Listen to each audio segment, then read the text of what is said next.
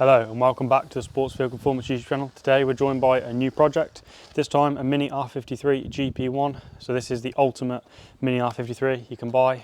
So a bit of a brief history with the car and why it's here. Owners bought it, imported it from Japan, and basically brought it here for us to go over the car, assess it, see what it needs, see what it's like generally, and get it up and running because it doesn't run. We've had it come here, we put it on a charger this morning, so the battery should be topped up now, and we're going to go through it now, try and get it started. And then we'll get it in the workshop and have a look over it, the underneath, and see because you can already see it's got some modifications to it and stuff, so we're going to go through that, see what's original, see what needs doing, and make a bit of a list and appraisal. We will pop the bonnet. Pop the bonnet. Squeaky door. I'll grab this. And just have a look, we'll check obviously the levels and fluids before we run it up. Position. Straight away, you can see the gaskets are failing, so we've got to hold the bonnet. So that's the first thing on the list. You can already see though, there's quite a few modifications under there. There's one big problem here. Yeah. That is an aftermarket intercooler. I don't know what make that is, something Japanese I imagine. But yeah, the GP1 intercooler is like the holy grail of R53 intercooler. Yeah. You can't really get much better than that. All the aftermarket ones don't really come close. So that's a shame, and they also cost a lot of money. You're talking nearly best part of £1,000 to replace one of them, and that's if you can find one. I think Nissans do make an aftermarket version. So yeah, that's a bit of a shame, but we'll see. So let's check the levels. Check there's oil in it. Good Quite sign. stuck that is. Got the bonnet. I mean, either it's got very clean oil, which to be fair, that looks blooming clean, that oil does. I don't even know if the camera can pick that up. I'll go and get a little rag. Yep. That's what I would do. Got a tissue. A napkin. So we'll dip that. It could be that it's been changed before it's come over into this country, because that oil is bang on and it's really clean, so that's a good sign. That's a very good sign. And a bit of a surprise. So yeah, so it's got oil. So we'll check the coolant. And again, that's pretty much on the level, tiny bit low, but it looks very clean. Let's just put my torch and see how clean it looks.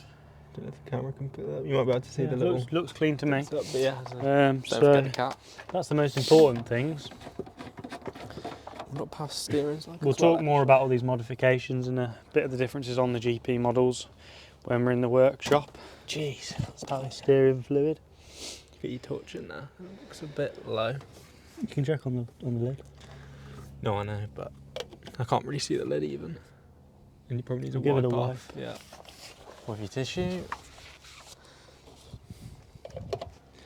It's cold at the minute as well, so they always sit. Yeah. Should be. Yeah, it could do with a little bit more, but it's not too low. It's just on the minimum. Okay, so we've got fluids then. We've got fluids. What we'll do then, because we don't know how long it is till it hasn't run, we'll crank it up a bit of oil pressure. Get the bonnet to put on your head. So we'll unplug the coil pack. If I can get my hands on it. Might have to unplug the leads. Let's go. Okay, so that's the coil unplugged. So what we're doing that for is to spin the engine over, get some oil pressure up. Just we'll crank it over for a couple of seconds, a few times, get some oil and that'll mean we've got oil pressure before we're firing it up. And let in. There's quite a few bits in it, and to be fair, the seats are actually in good nick as well. It's got some short shifter in it. Yeah. I don't know, looks a bit funny. Right. Taped over. Well, that's something. Well, it's cranking, which is good. Which means that'll do. Battery's actually been charging. Right. Plug that coil back in. I'm going to struggle here with one hand. And we'll see where we're at. Got the bonnet, yep. Let's see if it purrs into life or not.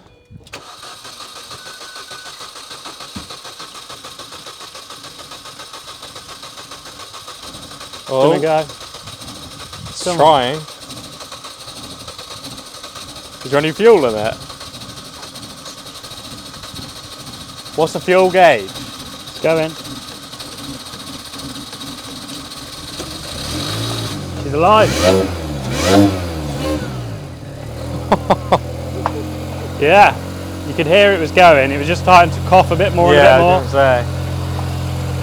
There you I are. just thought the fuel might be a bit low, but it's gone. No, it's running. But, I mean, it could have Japanese fuel in it and all that, so Exactly. that's the main thing. It's up and running.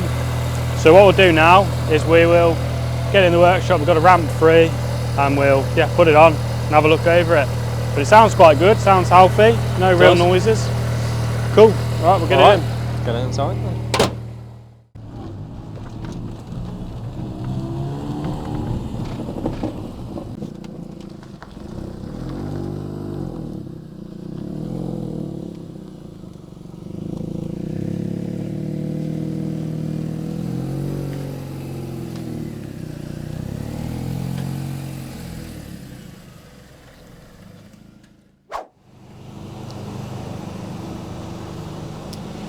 So, yeah, a couple of things I've noticed just pulling into the workshop. Turn it off. Clutch is quite low and doesn't feel great. Don't know what else really. The main thing is the clutch. Everything else feels quite good, to be fair, like the steering. There's no power steering's working, the aircon isn't working. There's also an airbag light on, but we'll have to plug in and see where the issue lies with that. Yep. But yeah, generally it's quite good. So at the minute the clutch is the only thing that I think is probably a little bit tired. So yeah, we'll get it up on the ramp and we'll see what it's like underneath. We'll open the bonnet and talk through under there a bit first, a bit more in detail, because we didn't really go through it much. Sounds good.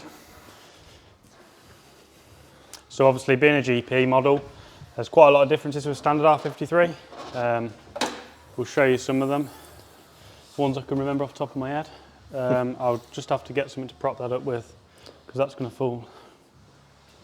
We've got just the thing. The big bar. Does it fit? Yep, lower it down. Oh, perfect. That'll do nicely. It's a bit high really. I'll come down a little bit. Got to get it perfect. So, to name some differences, we'll walk around the car. So, obvious things are, your aesthetics and bumpers. So, you got a different front bumper, completely different to any of the other models in the R53 lineup. Big vents here, and yeah, just a whole different style. A big aggressive front lip. The main thing is the colour. You could only get this colour on the GPs. They all came in this colour. You've also got the side repeaters on the arches. Yep, they're reflectors. I can't remember exact reasons for that. It could be something to do with, because it was a GP, there was the same car that was exported to all the countries, so they had to have them because it went to America and things like that. So I'm not 100% on that, but it's something like that. You got different side skirts, big aggressive ones again. That's a GP only thing. And the same with the rear wing. You've got a GP wing. They have a different rear screen actually, these do, than a normal R53, because it's actually cut. If you look down there, you can see the glass is different and it's cut in for the wing to fit. So the camera can pick that up. Quite a cool little thing with these. They are very, quite a bespoke thing. See that you also have the high level brake light deleted, and obviously all this is completely smooth. You've got a lot of carbon trim and stuff. So the boot handle, you will have seen the wing mirrors and the bonnet air scoop, the intake. You can see it's starting to peel a bit. But yeah, as for condition, the carbon is peeling, but that's nothing too major. You can get that easily recoated, relacquered and cleared. It's got Japanese style plates on because that's where the car originates from. Rear bumper again. The actual bumper skin itself is the same as Cooper S. It just has different trims on it. So these are much more an aggressive, kind of like a ducktail lip on it on the plastics. And you have these inserts here. So again, they just look really cool. They're quite an aggressive looking thing. And this one with the stickers on the roof to name which one out of the 2000 it was. So that's its individual identity. And you can also see on these, on the dashboard there, it says there, yep. So you just look on that, that's the same numbers on the dash. Yep, a couple more things in the interior. You've got the really nice seats, Recaros, and you see you've got the rev gauge and the speedo. They've got the black inserts, and that's actually in kilometres as well, that is, I think, because there's no way this thing does 250 mile an hour. And then in the back, you've got no rear seats. That's one of the main things, so obviously a lot lighter. You've got, at the minute, obviously all this stuff's out because we've had the battery on charge, but you've got a bit of it's not really a harness bar, but it's just like a strengthening bar. and then under there is your storage effectively. And then completely different rear door cards. They're all red on these. Yeah, I think that's the main things. Obviously the roof is a different shade of silver. Yeah. Again, it's a bespoke GP1 only thing. It's the little things. So yeah, it's a bit of a brief history on them anyway. There's more I've forgotten, but obviously you do get all the John Cooper works under here, so you'll have a different ECU tune. I think the GP rev limiter is slightly higher than the normal John Cooper works.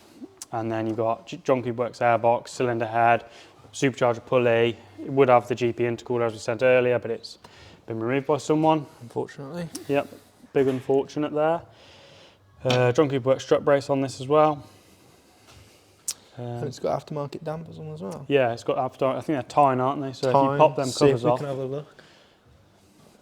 Yeah, as we said, this car is a bit of a modified example. It's not an original one, so yeah, there's typical Japanese adjustment there. Having Tyne dampers. Yep. And Advan wheels as well. Yep, they're great wheels. Yeah. They actually kind of suit the car actually. The brakes are also different on this one. It's got, I'm guessing they're Brembos of some sort, 6 pots or 4 pots. Can't really see from where I'm stood. And then it's also got a proper valve and a different disc and stuff on it. So normally these come with the John Cooper Works calipers, the Gen 1 ones, which are effectively still a sliding caliper. They're just a bit bigger than the standard Cooper S ones. They're the same calipers that were basically fitted to the R56, so the later model of this, Cooper S and Cooper and all that. You can see those a bit better. So yeah, we'll go around the car, have a bit of a look round, have a shake of it. It's the first thing you feel that there, but you won't feel it, but you can see it. There's a bit of play left to right. Movement there. There you go. So we'll do this on all the corners. So that will probably be play either in the rack or some sort of steering trap rod end or something like that. We'll have a better look underneath. As you said, yeah, there's a Tyne coilovers there and the big brakes. So we'll go around, check all the wheels. The rear's good, no dragging on the brakes. And the bearings all good. Another thing here to point out while we're here, the GPs have the aluminium trailing arms, whereas on the obviously normal R53 Cooper S, they still have the steel ones, so it's a very common upgrade. These are fitted to all R56 model cars, so you know it's basically the original where it came from. They use these parts on the later cars, and they are actually slightly different. I think you can tell by the casting. I think they changed it a little bit, but effectively they're the same. The camera can pick that up. It's a little bit of play this side, left to right, not as severe as the other side. No. Let's have a little look at things like brake pads. So discs don't look too good, yeah, the front pads are quite low. You might be able to see down there. I wonder if the camera can try and get you in there. Probably not, no, unfortunately. So yeah, front pads. I mean, the discs got quite a lip on as well, to be honest. So probably change I'd probably recommend changing them and some new pads at the same time. If you've got to change the pads, it makes sense to the discs. The rears, there's an all right amount left on the pads, but the discs are not great, to be honest, and they don't cost a lot to change these. They're quite lipped. So yeah, we'll send it up, carry on, have a look underneath. A very nice look underneath. This is where we'll really see what it's like. Yep. See if it's hiding anything. Look for the rot in the back end. Then again, it's a Japanese car, so yeah, being a Japanese import, you'd like to hope it should be all good. Pretty clean. So first thing you notice under here, being a GP model, they have under trays fitted. Yep. So again, it's what they used on the R56 models, the later model, but they put them on these first. So flat floor, more aerodynamic. It's a bit of fluid. I mean, let me get my proper torch just here, so we can see what's going on. So we'll start at the very front. So it all looks quite nice and dry under there. There's a very slight weep of oil, I'd say, coming from around the sump there. Can the camera see that? Maybe.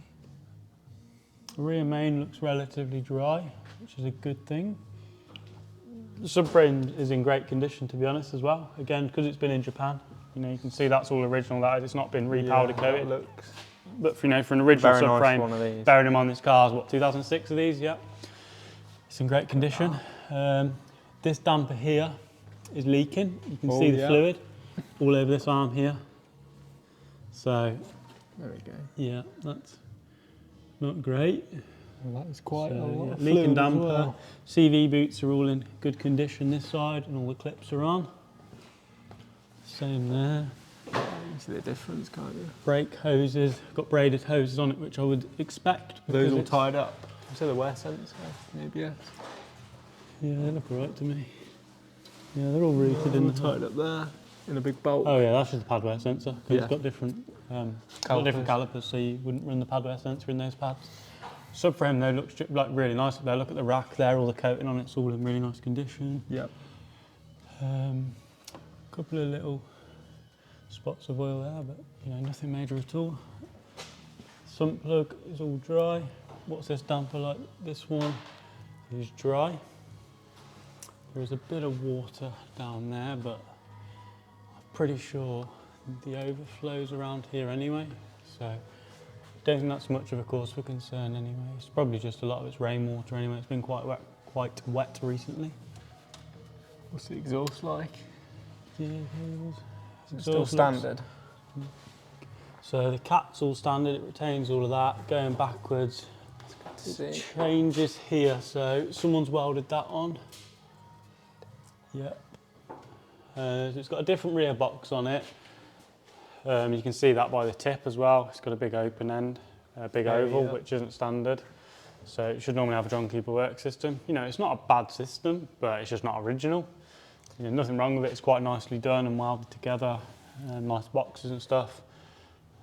It's got a chassis stiffener here, which looks like something they'd have done in Japan potentially. But no, it's looking quite good really. As for the rear end, rear subframe's in really nice condition. Like, it's really tidy, that is.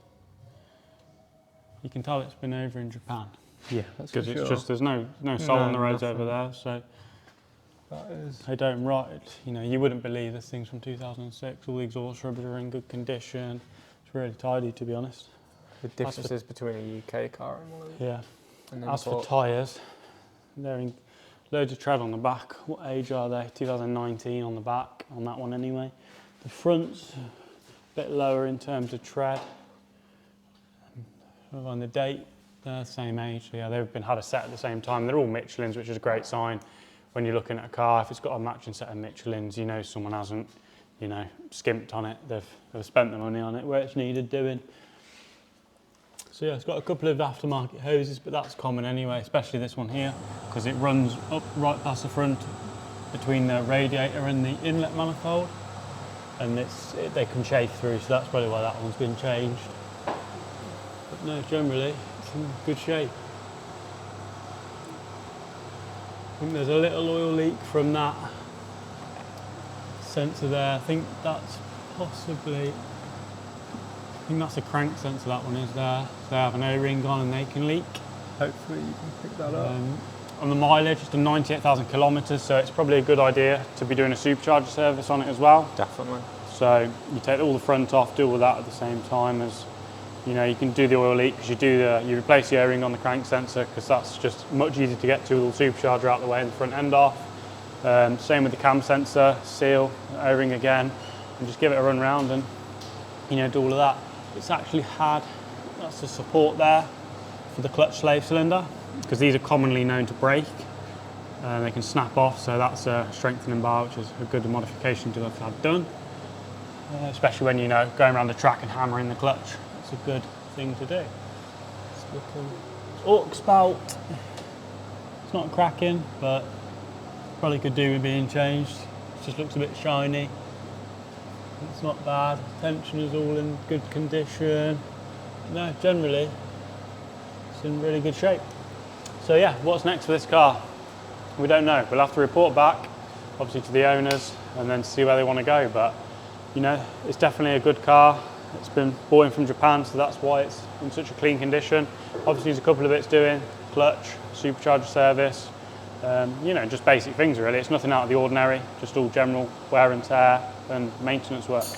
So yeah, we'll go from there. So I'm sure we will have some good content on the way on this car, covering everything we're going to be doing, whether that's, you know, carrying out major servicing, and clutch replacement, supercharger work, or modifying it further, we'll have to see. So yeah, hopefully you've enjoyed this short episode on the latest project. Yeah, we look forward to seeing you in the next videos, and don't forget to like, subscribe and comment, and we'll see you guys next time.